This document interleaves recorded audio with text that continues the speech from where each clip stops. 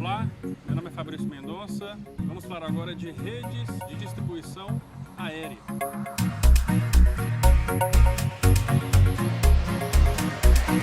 O que muita gente já sabe é que a energia elétrica vem das usinas e geradoras de energia, lá de Furnas, hidrelétricas, Eletrobras e de algumas pequenas usinas geradoras das termoelétricas, usinas de açúcar, cana, enfim. O que o pessoal às vezes não sabe é que quando a energia chega na cidade, tem todo um processo de tratamento dessa energia. Não simplesmente sai da usina geradora e vem para as nossas casas. Passa por um sistema chamado linhas de transmissão. Essas linhas, provavelmente todo mundo já viu quando viajou, são torres enormes, gigantes, com os fios conectados. Quando chega na cidade, que vem dessas linhas de transmissão, essa energia ela passa por um sistema chamado subestação e então distribui em toda a cidade. Essa distribuição na cidade é o que nós chamamos de redes aéreas. E é isso que uma vertente que o Senai aborda e que trabalha, porque a importância de dar manutenção nessas redes, tanto quanto a instalação e confecção de novas redes. O que é interessante abordar nesse tema? Que existem duas categorias.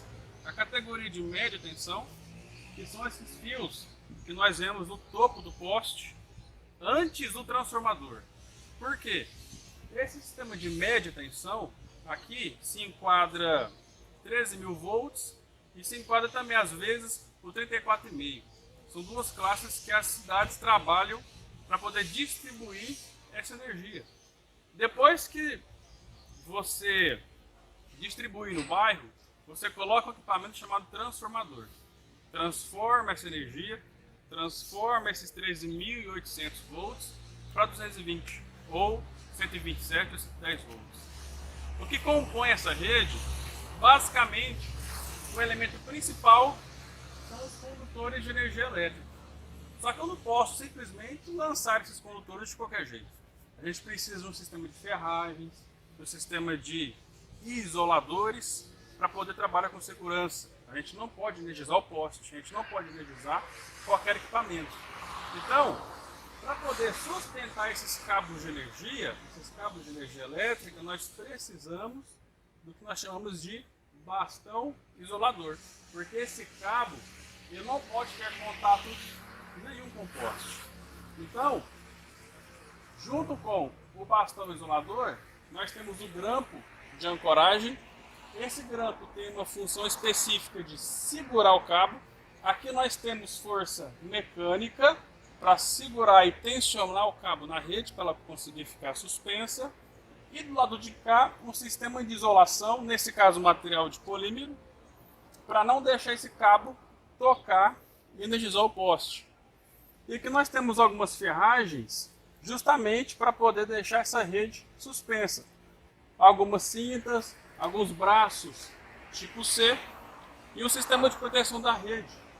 Esse cabo ele tem que ser conectado no que nós chamamos de para-raio.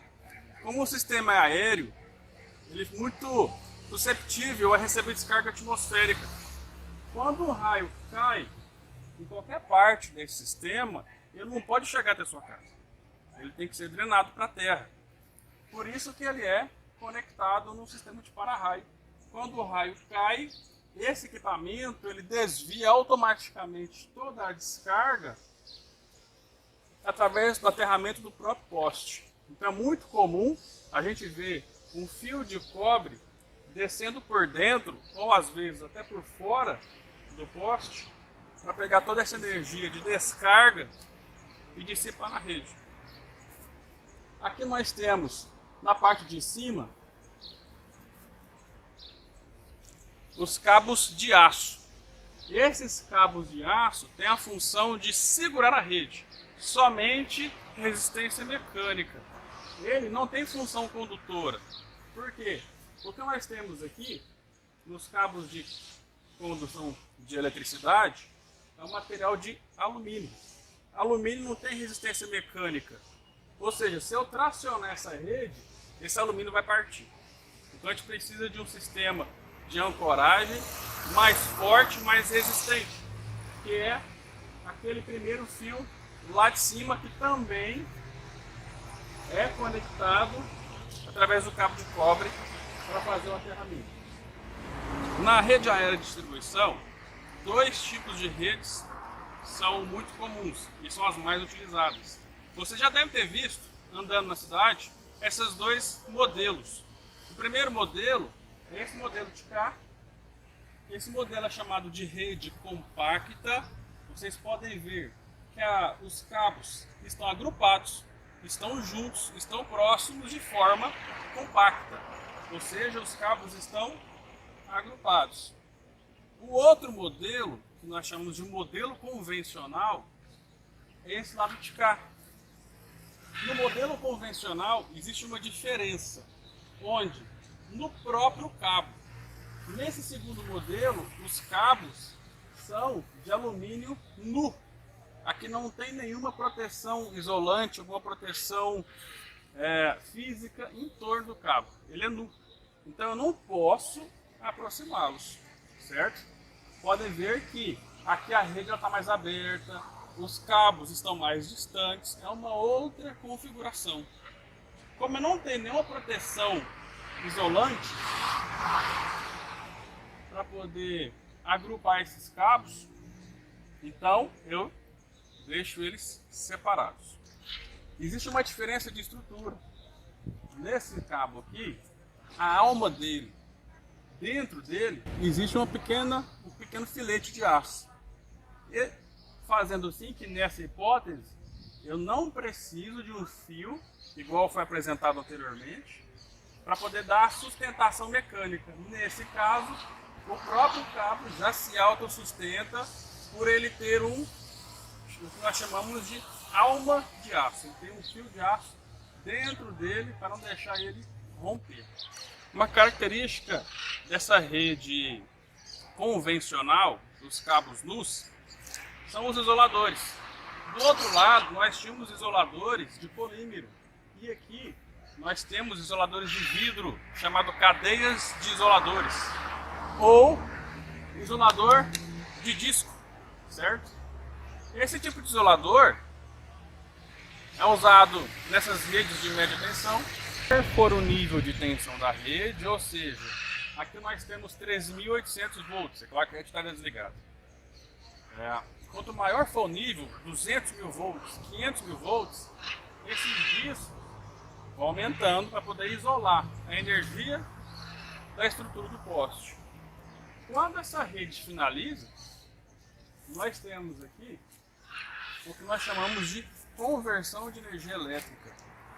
Eu preciso de um transformador para transformar 13.800 volts que percorreu a cidade inteira em 220, que é a tensão que a gente usa na nossa casa. Ou seja, esse transformador que converte média tensão para baixa tensão, que são os nossos 220. Essas chaves que ficam em cima dos transformadores, nós chamamos de chave fusível. É a proteção da rede. Ou seja, qualquer coisa que acontecer no transformador, na parte de rede secundária, na parte de baixa tensão, esse cara vai desligar a rede. E ele desliga de forma mecânica. Se esse cara sofrer uma sobrecarga, essa chave ela abre e ela cai. Quando essa chave cai, eu interrompo o circuito. Não tem mais corrente elétrica alimentando esse transformador. E é onde a rede é desligada. É muito comum a gente encontrar a rede nossa bem fraquinha. O pessoal fala, ó, deve estar faltando uma fase. E literalmente está faltando fase mesmo. Porque o nosso sistema ele é composto por 3 fases. Podem ver que são 3 chaves. Qualquer uma dessas chaves que abrirem, eu vou ter 2 fases alimentando o transformador. Se eu tinha 3, eu tirei uma, ou seja, eu vou alimentar com menor número de fases. A saída do transformador dá uma diminuída. E a nossa energia fica fraquinha. Antigamente era muito comum ver isso nas lâmpadas incandescentes, que ela ficava mais fraca. Hoje, com os equipamentos eletrônicos, com os reatores eletrônicos, muito equipamento é bivolt, aceita 127 ou 220. Alguns desligam, outros ficam tentando ligar, fica piscando, ligando e desligando. Muito comum isso acontecer na rede, por conta dessa proteção que foi atuada. E aí nós temos que chamar uma equipe. Hoje isso é feito pela concessionária Enel, aqui em Goiás, para poder fazer o reparo na rede e colocar essa chave de volta para funcionar. Nós chamamos esse equipamento de cartucho ou estojo. É o famoso banana, que o pessoal chama na forma mais popular, mas cartucho. É aqui dentro que fica o fusível que faz aquela chave cair. Ele é desmontável, retira a cabeça.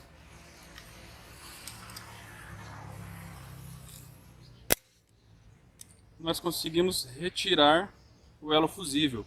É esse elo fusível que estoura quando a corrente elétrica é muito alta. Quando esse elo é alumínio muito fino, ele arrebenta, ele desarma esse sistema mecânico aqui atrás. É bem parecido com aquele sistema de ratoeira que a gente vê na nossa casa. Olha só. Ou seja, ele fica preso lá na chave, quando ele desarma, a chave cai, porque a mola perde a pressão. O que o pessoal da Enel, da concessionária, tem que fazer? Tem que subir no poste, tirar esse cartucho, tirar esse cara e pegar e colocar um novo. Então, aí a gente passa um novo aqui em cima. E é isso que eles vão fazer. Eles vão colocar um elo novo, armar o sistema de mola aqui novamente, fechar aqui,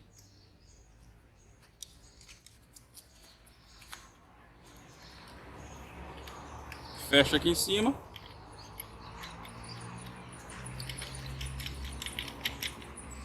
pronto, e o cartucho está pronto para ser usado. Ele vai instalar, é claro que ele vai colocar uma escada, ele vai usar um bastão isolante, ele vai instalar de novo esse cartucho e vai fazer o fechamento dessa chave. Ele faz esse fechamento à distância. Isso aqui está operando com 13.800 volts. Ele precisa de uma vara telescópica, uma vara de manobra muito longa e isolante, para ele conseguir fazer esse fechamento. Algumas vezes ele faz no chão, outras vezes ele sobe na escada e faz na escada. Vai depender muito do tipo de carga que tem aqui.